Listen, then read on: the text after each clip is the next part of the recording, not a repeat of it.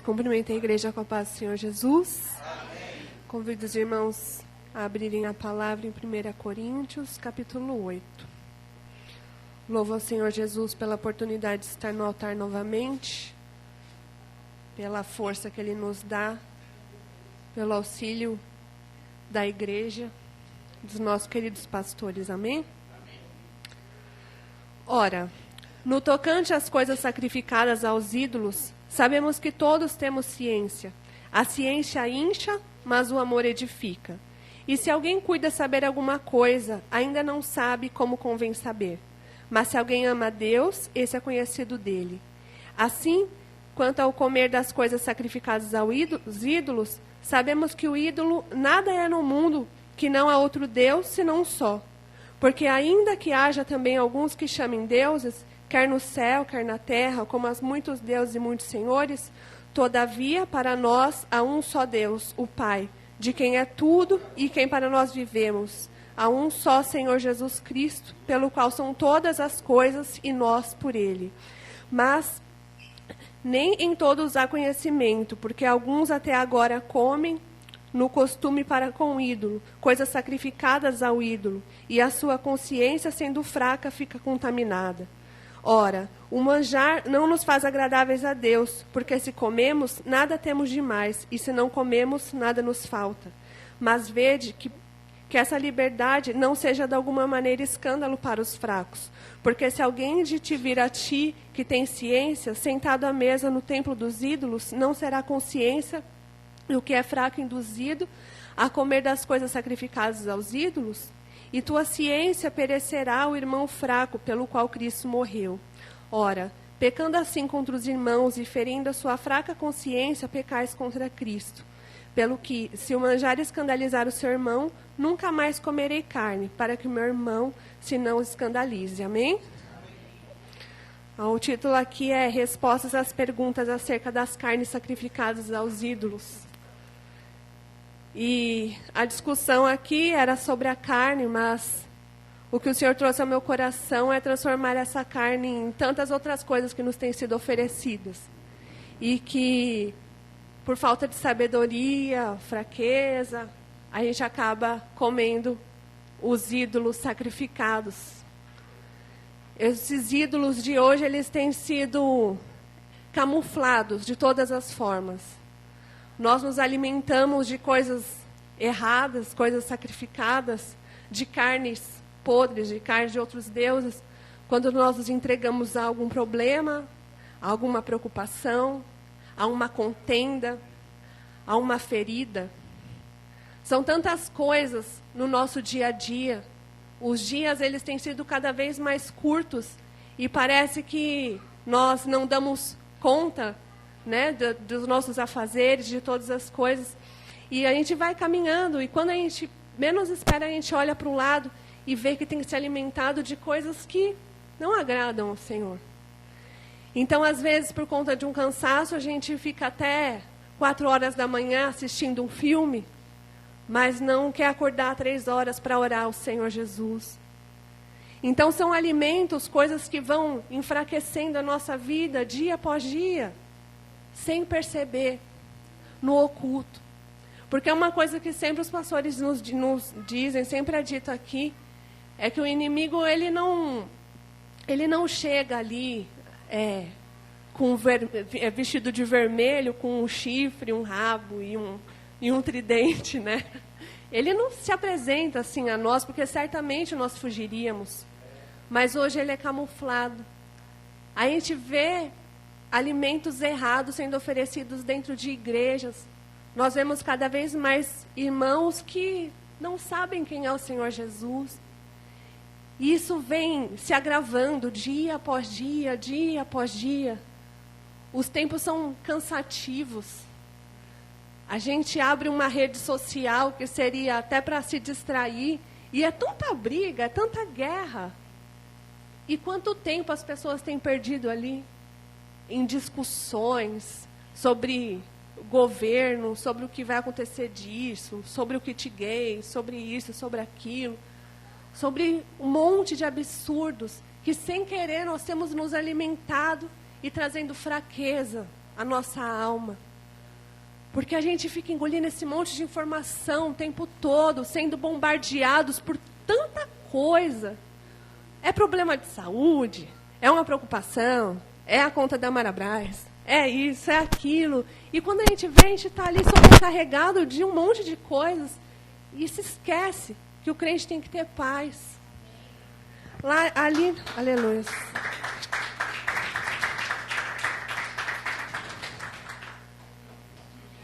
Em Romanos 14, no versículo 17, diz: porque o reino de Deus não é comida nem bebida, mas justiça e paz e alegria do Espírito Santo. E o meu esposo acabou de me mostrar esse versículo, acho que ele nem tinha visto a palavra que eu estava... E a discussão era sobre carne, e alguns versículos antes o Senhor deixou bem claro, porque o reino de Deus não é comida nem bebida, mas justiça e paz e alegria do Espírito Santo. É o que basta. Quando o Senhor diz a Paulo, a minha graça te basta, estava inclusa a justiça, estava inclusa a paz. Porque Ele é um todo, né? O Senhor Jesus, Ele é sempre completo, e Ele tem as formas dele de trabalhar, e nós é que complicamos tudo. Nós é que queremos fazer 1000 coisas ao mesmo tempo, nós é que nos preocupamos quando não devia preocupar. Está na palavra falando, não te preocupeis com o dia de amanhã, e o que a gente faz na noite? Ai, meu Deus, o que vai ser de mim amanhã? Se o Senhor Jesus disse para não se preocupar, Ele deixou toda a palavra, Ele deixou ali tudo escrito. Aleluia, Jesus. Ele deixou ali tudo escrito, tudo no jeitinho, para que a gente vá bem. Mas nós, como humanos, como carne, a gente sempre insiste em dar um tropicãozinho aqui, outro acolá, e se alimentar de coisas que nos contaminam. Aqui fala de carne, e eu lembrei que veio à minha mente, né? Que a gente pode comer uma saladinha e se sentir leve, ficar bem. Se a gente for, sei lá, num restaurante vegano, né? Aí a pele fica boa, a gente fica saudável e acontece, o cabelo brilha mais, porque tem ali todas as vitaminas que nós necessitamos. E a carne, embora tenha lá suas vitaminas, o processo digestivo dela é demorado. Se você sai de uma churrascaria, você sai dali confortável, depois que vai naquela churrascada por quilo? Não. A gente sai pesado.